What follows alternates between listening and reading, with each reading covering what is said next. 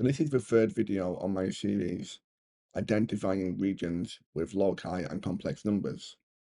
So in this question, we're asked to draw on the same Argand diagram the loci given by this equation and this equation in part 2, and then to shade the region that satisfies both of these conditions.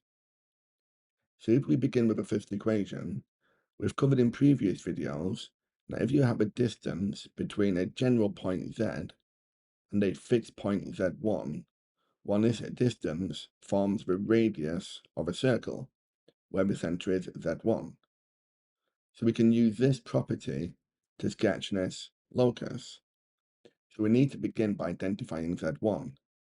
This could be exactly the same as z minus 3 plus 4i. And this will equal 5. Because when you expand out these brackets, you get the negative 3 and you get the negative 4. So in this case then, z1 will equal 3 plus 4i.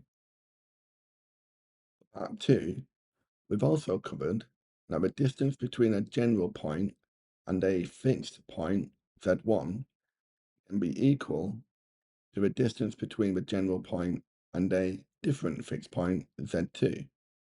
And this forms a perpendicular bisector between z1 and z2. So applying this to our second equation then, we know our first fixed point will be from the origin, because can you see that z1 here would be 0? So our fixed points would be at 0, 0, and then for our second one, this would be at positive 4i, so 0 and 4. And I should have said that for part 1, the coordinate would be 3 and 4. So now we can plot these 3 points on an Argand diagram. So we have our centre 3, 4, and we've got our fixed points at the origin and 0, 4.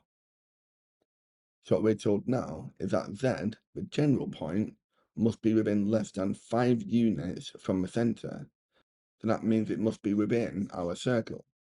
We're also told here that the distance between Z and the origin must be less than the distance between Z and this point. So we need to create a perpendicular bisector between these two coordinates. And because it has to be closer to this point than this point, it can't be the same distance between the two, because this does not include an equal sign. I've represented this with a dashed line. It must be within our circle and closer to this point than this point.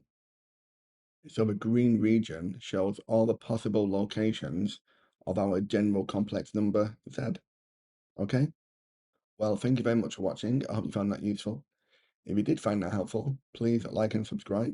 And you can download a full lesson and worksheet from my website, mrmathematics.com.